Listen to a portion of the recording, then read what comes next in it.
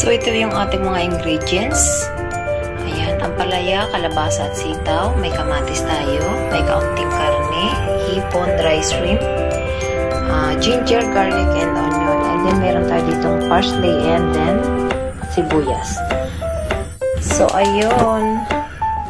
Masayang inday everyone and welcome back po ulit sa ating kusina. So, today's guys, tayo ngayon ay magluluto ng lahok-lahok na gulay.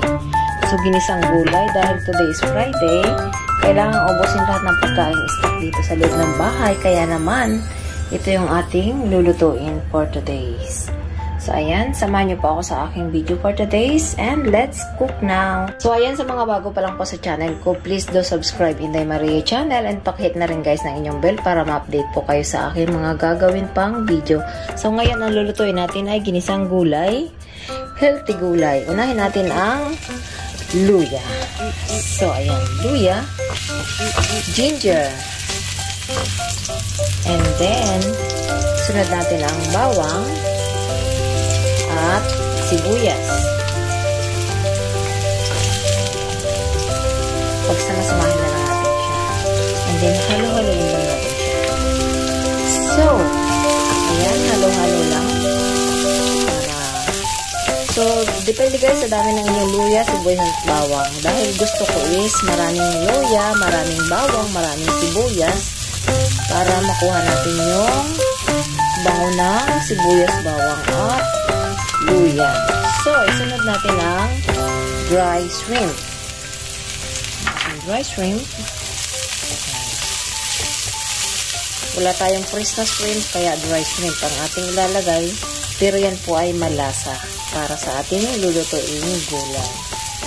So, isusunod naman natin ay ang ating konting karne. Then, halo-haloin na natin.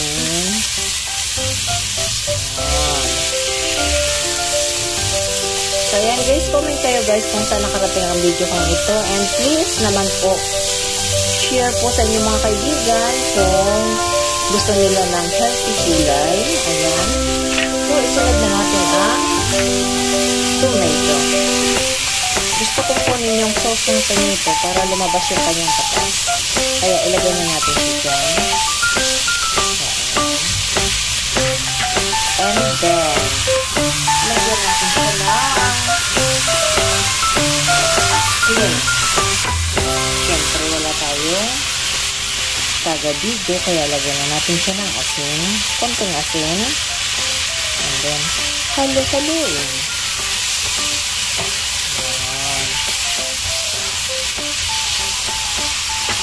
So, ayan, dahil lumalabas na ng konti yung katas ng ating mantika, ng ating kamatis, ilagay na natin yung ating kalabasa.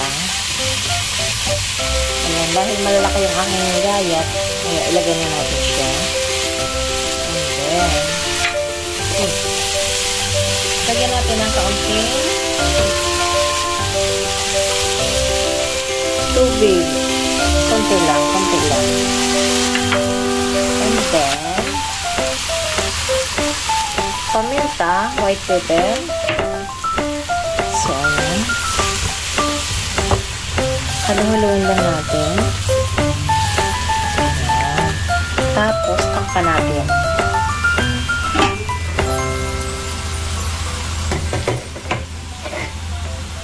Takpan natin, and then, antayin natin mga 2 minutes. 2 minutes.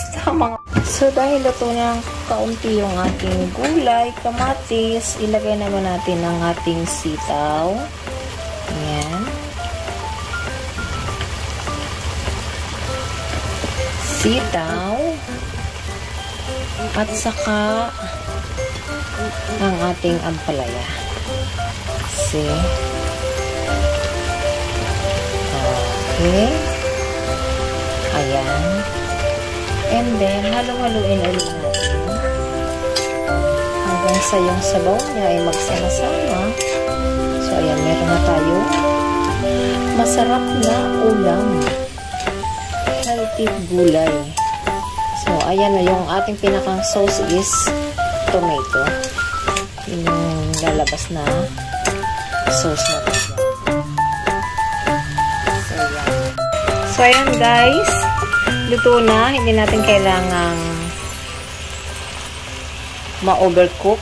Mas maganda yung ganyan. Medyo ano siya. Crunchy-crunchy lang yung mga vegetable natin. So, ayan. And then, ilagay naman natin yung ating pang display para lalong gumanda ang ating gulay.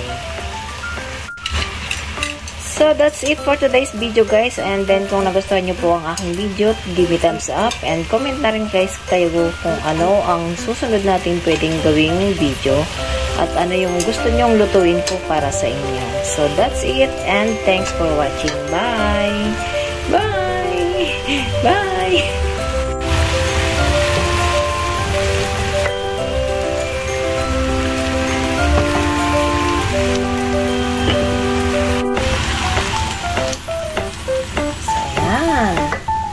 Lagay na sa plato.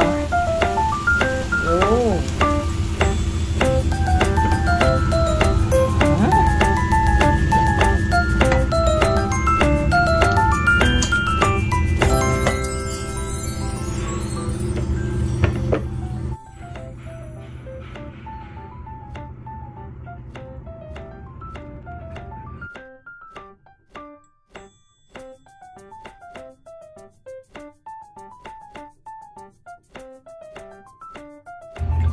So, let's eat!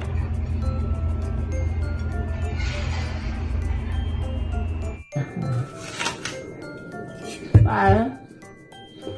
Don't forget to like and share and subscribe in the Maria channel. Bye! Bye!